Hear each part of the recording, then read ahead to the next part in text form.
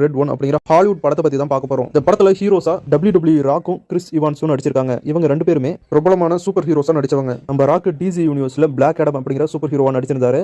Actor Chris Evans Captain அமெரிக்காவா Marvel super hero மூவில நடிச்சிருந்தாரு.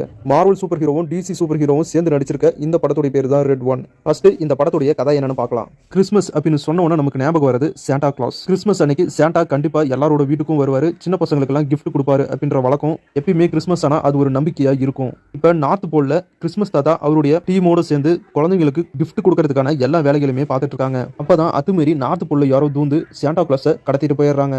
Santa இல்லைன்னா கிறிஸ்மஸும் இல்ல அப்படின்னு கிறிஸ்மஸை காப்பாற்றணும் சாண்டாவையும் காப்பாற்றணும் அப்படின்னு நம்ம ஹீரோ ராக்கு முயற்சியில இறங்குறாரு. அப்பதான் ஒரு விஷயம் தெரிய வருது. சாண்டா கடத்தலுக்கும் நம்ம ஹீரோ கிறிஸ் இவான்ஸுக்கும் ஒரு சம்பந்தம் இருக்கு அப்படின்னு. சாண்டா கிளாஸை கடத்தினது யாரு? நம்ம ஹீரோஸான கிறிஸ் இவான்ஸும் ராக்கும் எப்படி ஒன்னு சேர்ந்தாங்க? இவங்க ரெண்டு பேரும் ஒன்னா சேர்ந்து சாண்டாவையும் கிறிஸ்மஸையும் காப்பாத்தினாங்களா அப்படிங்கறத இந்த படத்துடைய கதை.